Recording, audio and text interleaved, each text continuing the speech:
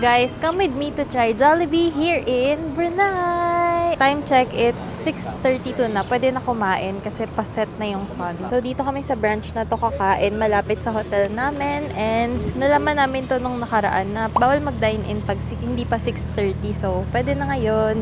So, let's order na guys. So, meron sila ditong spaghetti na ganyan. Dine in. May nakita ko ditong kakaiba kanina. Festive meal din. Chicken joy nila ay may chili chicken and mayroong nasi lemak. Ito na lang. Ito tikman ko. Ay, may Korean din. Ito. Nasi lemak. Tapos, ano sa'yo? Ano nakita ko kanina? Ito.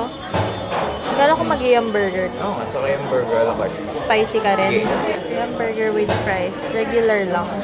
Ayan na, 0.5. Large. Okay na yan. 18.10. Parang wala namang pinagbago. Confirm. And let's pay cash. So here's everything we order guys. Ito yung nasi lemak. Nagpapalit kami ng part. Pwede dito. Tapos ito yung cheesy fries. And then spaghetti. Ito mukhang ang daming laman. Let's eat. So this is the drink na na-order ko. Para normal iced tea lang. The gravy is same lang. Sana only refill. Hindi liso. May egg and may cucumber ganito. Sambal na sambal siya. Parang bagoong nila. Spicy daw to. Tingnan natin kung kasing spicy nung sa Pilipinas.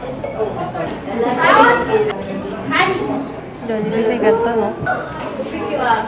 Yung fries nila dito may cheese. Sa atin. Sarap. Parang cheese sauce nila. Manguha na tayo. Spaghetti. Hotdog nila dito hindi red.